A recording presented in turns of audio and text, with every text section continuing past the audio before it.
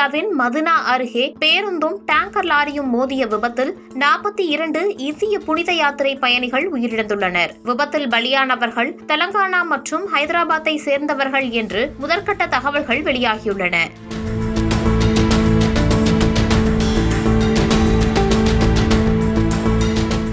Saudi Arabia மதினாவில் இன்று அதிகாலை இந்திய புனித பயணிகள் சென்ற பஸ்ஸும் டீசல் லாரியும் மோதி விபத்துக்குள்ளாகியுள்ளது.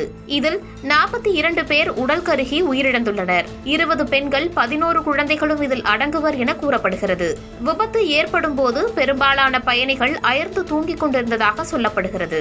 பலியானவர்கள் இந்தியர்கள் என கூறப்படும் நிலையில் அவர்களில் பலர் ஹைதராபாத்தை சேர்ந்தவர்கள் என்றும் கூறப்படுகிறது. இந்திய நேரப்படி அதிகாலை 1:30 மணியளவில் விபத்துக்குள்ளான போது பேருந்து மக்காவிலிருந்து மதினாவுக்கு சென்று கொண்டிருந்ததாகவும் கூறப்படுகிறது. ரியாத்தில் உள்ள இந்திய தூதரகத்துடன் தொடர்பில் இருப்பதாக தெலங்கானா அரசு தெரிவித்துள்ளது. முதலமைச்சர் ரேவந்த் ரெட்டி புதுடெல்லியில் உள்ள அதிகாரிகளுக்கு எச்சரிக்கை விடுத்துள்ளதாகவும் தூதரக அதிகாரிகளுடன் ஒருங்கிணைக்க அறிவுறுத்தியுள்ளதாகவும் மாநில அரசு அதிகாரப்பூர்வ அறிக்கையில் உறுதிப்படுத்தியுள்ளது.